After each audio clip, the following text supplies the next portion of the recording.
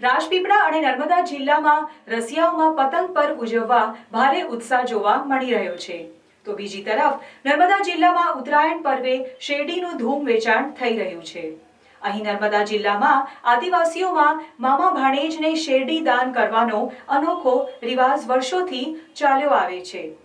ઉત્તરાયણ પર્વને આગલે દિવસે આદિવાસીઓ પોતાના ભાણેજ માટે શેરડી ખરીદે છે અને ઉત્તરાયણ પર્વે મામા ભાણેજને શેરડી દાન કરે છે।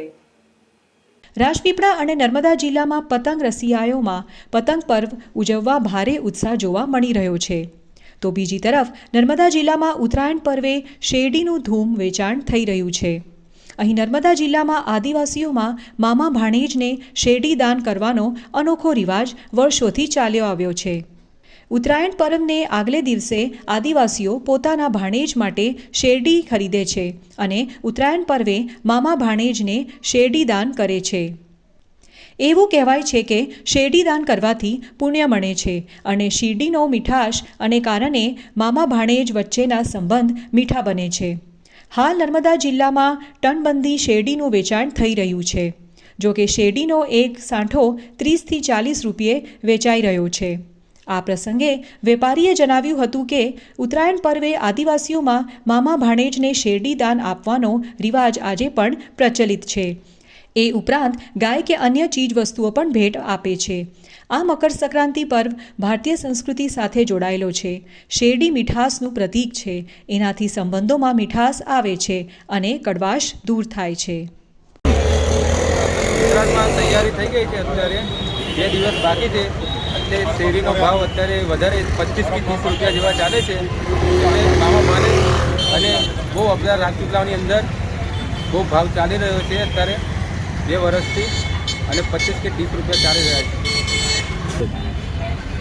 હવે નર્મદા જિલ્લામાં મામા ભાણેજ અને શેરડીનું બહુ વેચાણ ચાલી રહ્યું છે, એટલે બહુ શેરડી ખરીદી છે। મામા ભાણેજનો દાન છે આદિવાસીમાં આપવાનો રિવાજ ચાલે છે, એટલા માટે શેરડી બધા બહુ જ વેચે છે અને બહુ જ ખરીદે છે।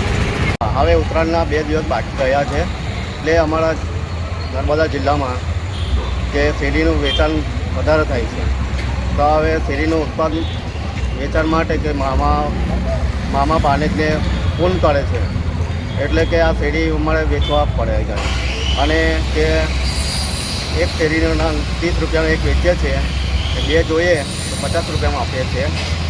એટલે સૌથી વધારે કે અમારા નર્મદા જિલ્લામાં જે શેરડી ગઈ વખત કરતાં ભાવ થોડો વધારે છે, 10 રૂપિયા વધારે છે। હવે મામા ભાણેજને દાન કરવા માટે આદિવાસીઓનો રિવાજ છે કે શેરડી લઈ જાય અને એના ભાણેજને પુણ્યદાન કરે છે।